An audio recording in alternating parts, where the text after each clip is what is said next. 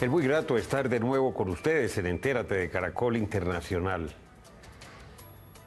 Le hemos dedicado varios espacios, varios programas al tema del conflicto armado en Colombia, al proceso de paz, a los acuerdos de La Habana, al cubrimiento de lo que ha venido aconteciendo al interior del Congreso de la República, en la implementación precisamente de esos acuerdos, en el cubrimiento de lo que sucede y no sucede en las llamadas 26 zonas veredales, donde están concentrados 6.500, 7.000 guerrilleros y milicianos que han ido recientemente a esas zonas.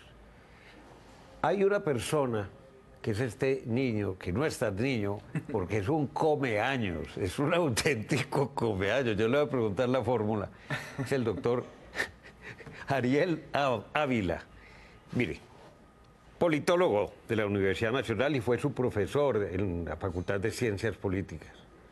Sociólogo, abogado, fue el director del observatorio de la Fundación Arcoíris en materia de seguimiento del conflicto y ha prestado su concurso a numerosos organismos nacionales e internacionales.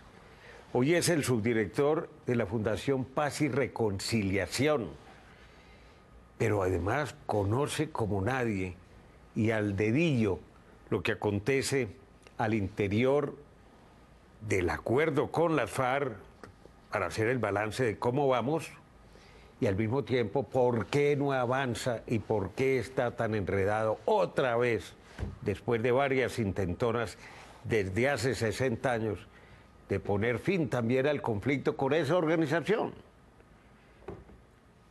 Ariel, bienvenido.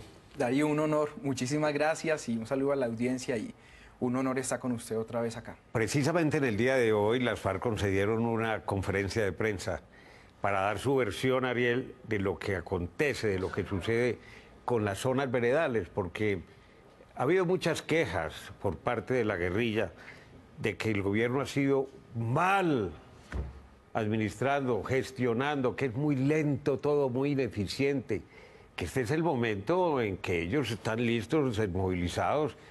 Ha empezado el proceso incluso de dejación de armas, pero hay varias zonas veredales que no están listas, que no tienen baños, que los comedores no están listos, que la comida es deficiente, que a veces llega comida en descomposición. Claro, son 26 sitios muy lejanos, muy complejos desde el punto de vista geográfico. El Estado no se distingue precisamente por su agilidad y su eficiencia, pero ¿sí están tan mal esas zonas? Darío, en términos generales, de las 26 zonas, hay 2 que están por acabar. Todo el resto les falta, o les falta el 20, o les falta el 40, o hay zonas e incluso que les falta el 80%. Pero hay como 3 cosas claras que faltan en este momento. Uno, lo que llamamos la zona campamentaria, que son las zonas habitacionales y áreas comunes. Ahí estamos al 50%. Otro son los mecanismos de abastecimiento, las vías para que entre la comida, el tema del agua. Y ahí hay 4 zonas como la de Charras en San José del Guaviare que tiene un problema de agua muy delicado. Y lo tercero son las zonas para el mecanismo de monitoreo de Naciones Unidas, para la policía, la DICAR, la Dirección de Seguridad Rural, y para cerca van a estar como a 1,5 kilómetros los militares. Ahí es donde mejor estamos, pero no hay, por ejemplo, el mecanismo femenino de Naciones Unidas no se ha podido desplegar porque no están diferenciadas las zonas habitacionales.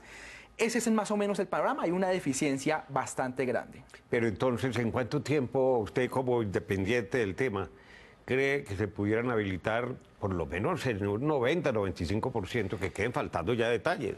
Darío, yo creo que antes de la primera quincena de abril va a ser muy difícil, es decir, las zonas van a estar listas cuando falte un mes para acabar la dejación de armas, es más o menos el... Pero estas zonas, como dicen algunos, sí van camino de convertirse en zonas permanentes porque se había hablado de que eran zonas provisionales. Esa es la gran pregunta, Darío. 2 cosas. Uno, la pregunta central que todo el mundo se hace no es las zonas veredales, sino qué va a pasar el día 181. Estas zonas tendrán para vivir 6 meses y al día 181, el día después de la finalización de la... Es decir, estamos hablando de junio. Junio primero. tendría que tenerse los proyectos productivos para los guerrilleros, el tema de todas las compras de tierras, la plata, la asistencia técnica. Entonces, el tema no es solo que no están las zonas veredales, sino que no está ese día después de. Entonces, ¿qué es lo que va a pasar? Que muy seguramente en esas zonas veredales los guerrilleros van a vivir otros 6 o 7 meses mientras comienzan a salir para cada una de las zonas de proyectos productivos. 2. Sin embargo, Darío, ya ahí en ese momento las FARC no tendrán una sola arma. Digamos, la última semana de mayo termina la dejación de armas del 100% de las armas, estará el mecanismo de monitoreo. Entonces lo que hay que establecer es el mecanismo de seguridad para proteger toda esta gente, evitar desmanes de esta gente y protegerlos en los asuntos de seguridad. Pero el gran problema es que nadie sabe qué va a pasar el día 181. Claro, pero entonces, en cuanto a las armas, ya nos encontramos en la fase de identificación y registro de esos armamentos a cargo de esa comisión que es muy grande y muy respetable. Y que es, esto es para llamar la atención, es el Consejo de Seguridad de Naciones Unidas. Es Rusia, China, Inglaterra, Francia los que están liderando ese mecanismo. ¿Cuál es el cronograma? La primera semana de marzo, esta que está transcurriendo, se tiene que dejar el 30% de las armas. Entonces, registro, dejación del primer 30% de las armas, sobre todo el material inestable. El día... ¿Qué es material inestable? Explosivos y armas hechizas, sobre todo es lo que se va a dejar, aunque también se contemplan minas antipersonales y algunos pertrechos. El día de más 120, es decir, la primera semana de abril, se deja el otro 30%. Allá entramos con todo el tema de fusilería. Y la última semana de mayo, el día 180, se deja el restante 40%. Es una dejación de armas progresiva, así se hace en general, se ha hecho en varios postconflictos, y la seguridad más grande es que el Consejo de Seguridad de Naciones Unidas, con el mecanismo de verificación, está haciéndole un seguimiento a esto y el arqueo de las armas. La pregunta del $1.000.000.000, ¿sí las van a entregar todas? Yo creo que no hay un incentivo para que no las entreguen todas. Es decir, es muy difícil. El temor de muchos guerrilleros de decir, pero si nos fallan, cierto fracasa, ¿yo cómo me voy a defender? Claro, ese es digamos, eso es lo que muchos de los que han desertado, por ejemplo, han dicho esto, Gentil Duarte o Iván Mordisco. Sin embargo, creo que las FARC ya tienen identificadas las caletas. Creo que ya casi la gran parte de la fusilería está en las zonas veredales. Pero lo más importante, Darío, el mecanismo de monitoreo y verificación está. Ellos se van a encargar de hacer la verificación y el registro. Si algún frente, algún mando llega a incumplir, va a ser procesado por la justicia ordinaria y no bajo la Jurisdicción Especial para la Paz. Yo el riesgo lo veo bajo, porque no veo un incentivo para que las FARC lo hagan. Pero existe, obviamente. Pero como existe, tenemos la fortaleza del mecanismo de monitoreo y de la Fuerza Pública Colombiana para hacer ese seguimiento. Ariel, ¿qué porcentaje realmente de la guerrilla de las FARC ha desertado para ingresar al ELN? Aunque no creo mucho que vayan a esa organización, allá hay unas rivalidades históricas muy grandes, concepciones diferentes de la lucha armada, más bien a bandas criminales. ¿Qué porcentaje? En ese momento, el cálculo que tienen las FARC son 120, la Fundación Paz y Reconciliación, de donde yo hago parte, contabilizamos entre 180 y 200. No es mucho tampoco. No, es menos del 5%. En el promedio internacional es entre el 10 y el 15%. Y bueno, los paramilitares en el caso colombiano llegaron al 22%. Aquí es bastante menos, pero los hay. Hay 5 focos, se lo nombro rápidamente. Tumaco, más o menos una treintena de guerrilleros. El departamento del Caquetá al norte, otra treintena. Unos 60, que es donde está Guaviare y Baupés del Frente Primero. Algunos en Antioquia, son como los focos más grandes que hay. Ya regresamos en Entérate de Caracol Internacional. Poco para irle llevando el detalle y la precisión. Él no es gobierno, él no es guerrilla. Él es un investigador, sociólogo, politólogo, abogado independiente que trabaja con una fundación muy seria, que tiene sus propios investigadores de campo y que mantienen al día la información. Regresamos a Entérate de Caracol Internacional con Ariel Ávila, nuestro invitado especial del día de hoy. Politólogo, sociólogo, abogado e investigador. Las FARC se quejan de que poco avanza en el Congreso de la República, aunque debe aprobarse esta semana, seguramente debe salir la llamada Ley de Justicia Especial de Paz. También se quejan de que la amnistía apenas se está discutiendo, lo propio el indulto, que apenas se va a iniciar la discusión sobre el estatuto de la oposición. ¿Qué está fallando realmente para que esto avance con la celeridad? Porque es que el tiempo va corriendo. Darío, dos cosas. El posconflicto lo podemos dividir en dos tipos de agenda. La agenda de la dejación de armas, donde incluimos amnistía, jurisdicción especial para la paz, y la agenda de la sociedad, donde está la reforma electoral, el tema de tierras, etc.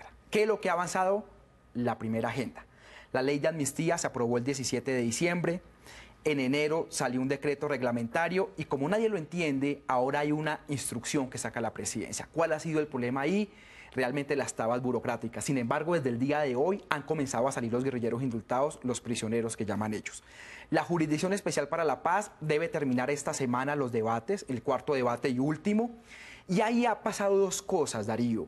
Uno, que se le han introducido algunas modificaciones complejas. Por ejemplo, se cambia el tema de hecho punible por conducta punible, se cambia el tema de derecho penal por Código Penal colombiano, pequeñas palabras, pero que dan un cierto miedo a nivel internacional. Pero donde la cosa no ha avanzado, Darío, es en la otra agenda. En el tema de tierras no hay ni siquiera ponentes, no se conocen los proyectos. La misión electoral especial, que es la que tendría que sacar una reforma, no ha dado a conocer los avances. Eso primero hay que socializarlo con los partidos. Y lo del estatuto de la oposición es una pequeña parte de lo que realmente le quiere la reforma política. Y en el punto 4, el narcotráfico, pues vemos los problemas que tenemos y con los actuales incremento de los niveles de cultivos de hoja de coca. Así que es muy complicado. El fast track se puede ampliar, es 6 meses, ampliado 6 meses más. ¿Cuál es el problema?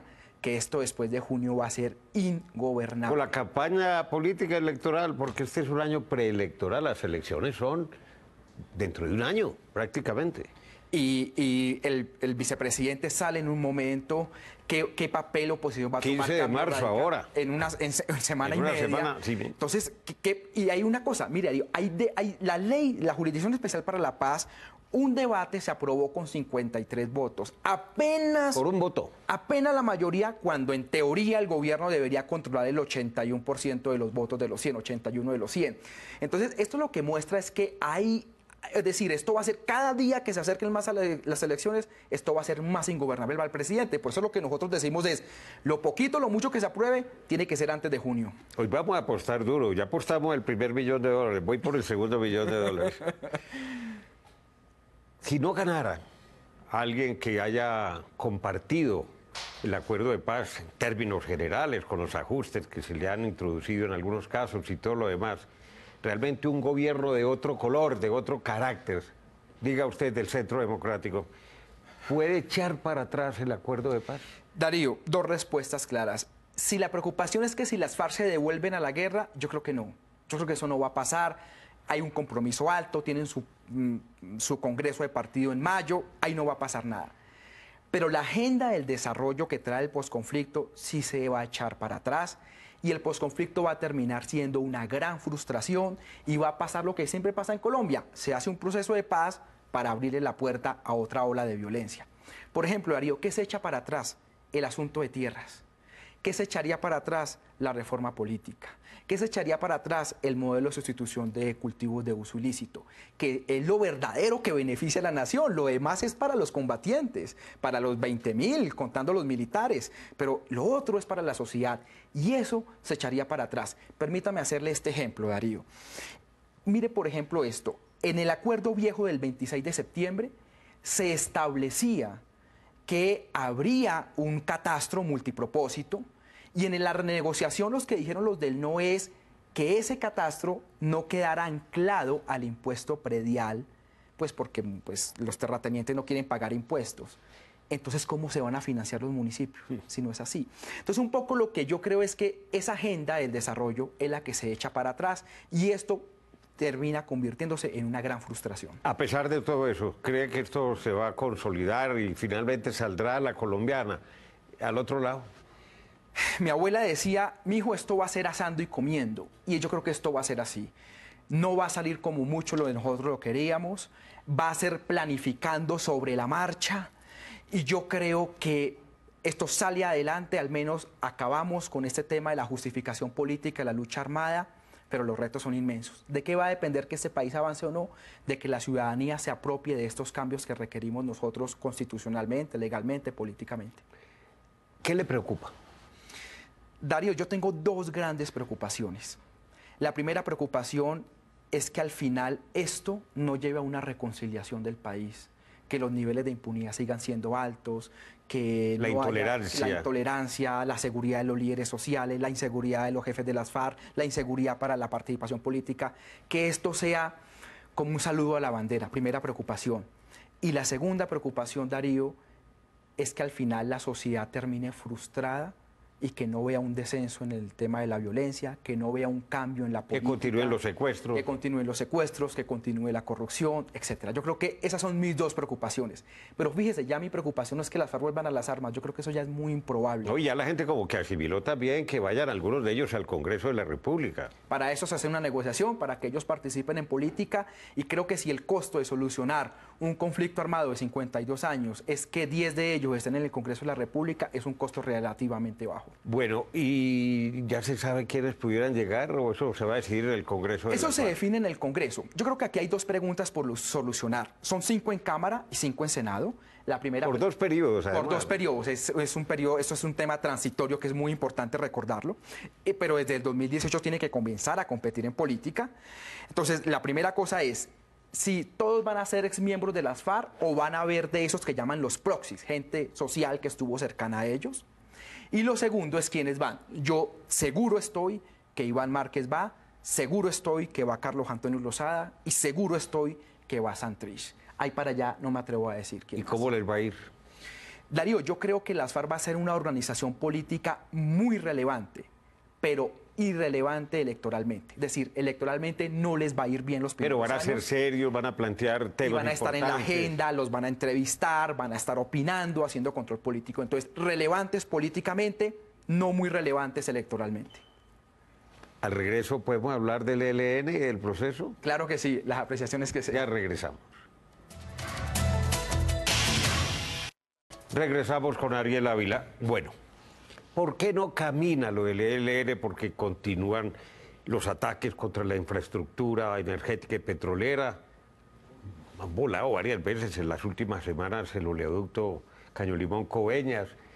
Siguen secuestradas muchas personas, no se comprometen públicamente a suspender el secuestro, a avanzar en el desescalamiento del conflicto para entrar en la posibilidad de ganar confianza y tener el día de mañana un cese bilateral al fuego, que el ELN está exigiendo desde ya y se había pedido en otros procesos de negociación para atrás, y nunca el ELN dijo, si no es bilateral no lo hago, entonces ¿para qué estar conversando en Ecuador?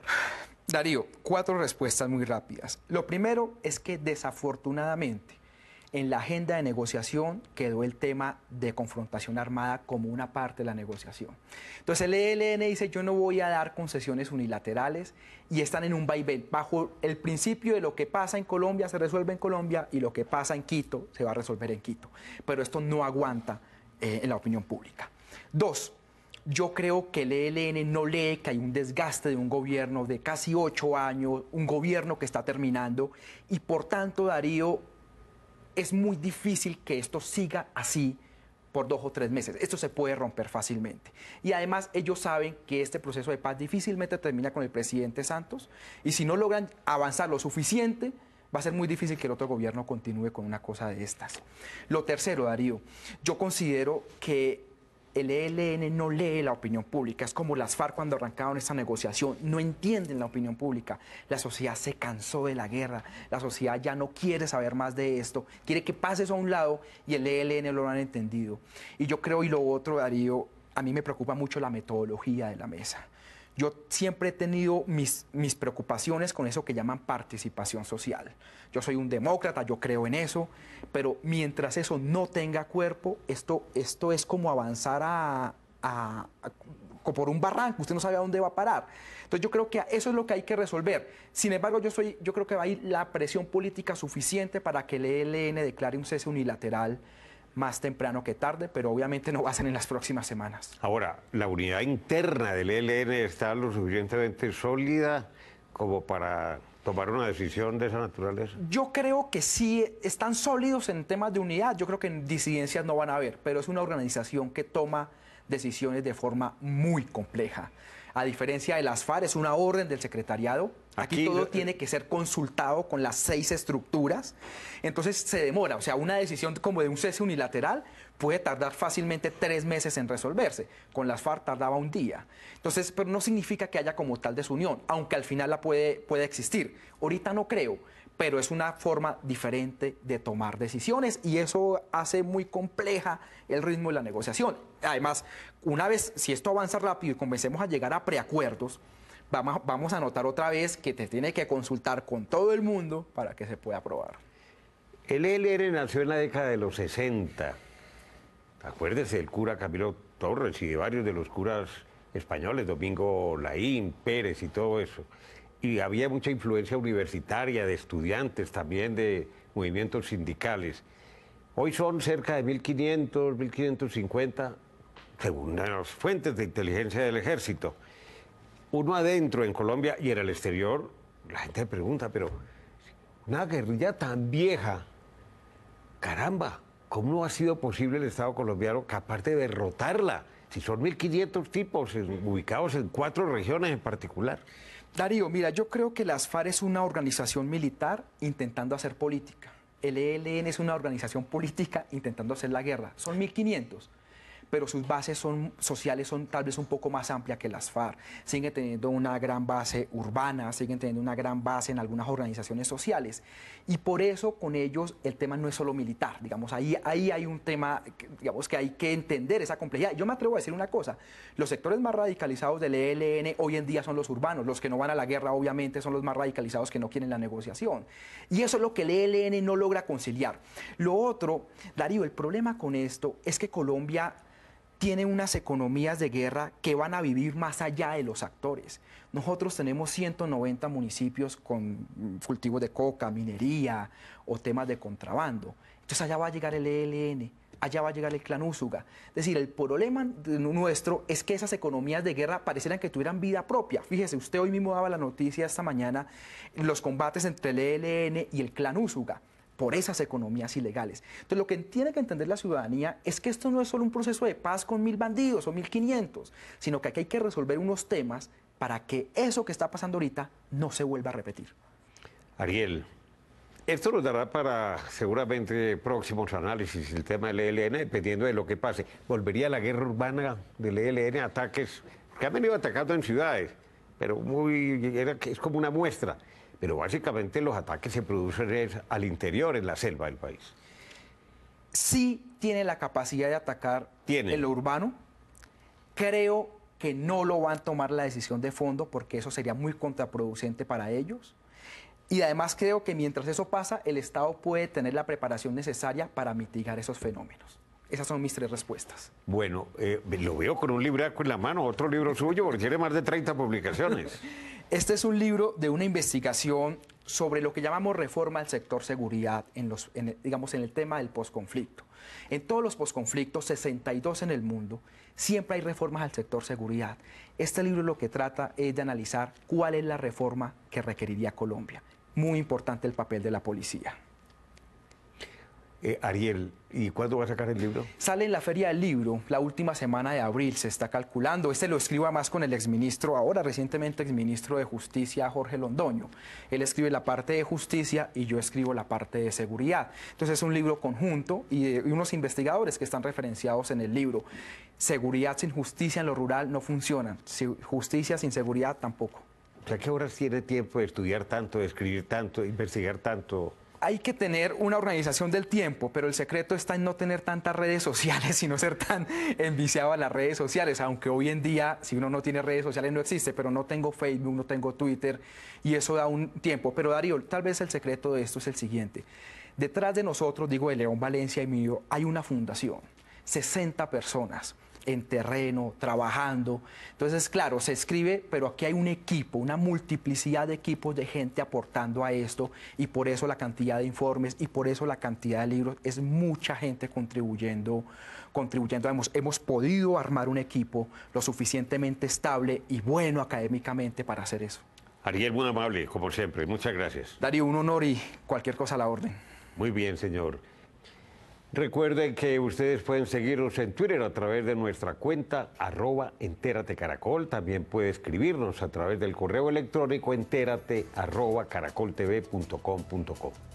Visite nuestra página web www.noticiascaracol.com/entérate. Allí podrá acceder a todos nuestros capítulos completos y los espero como siempre la próxima semana.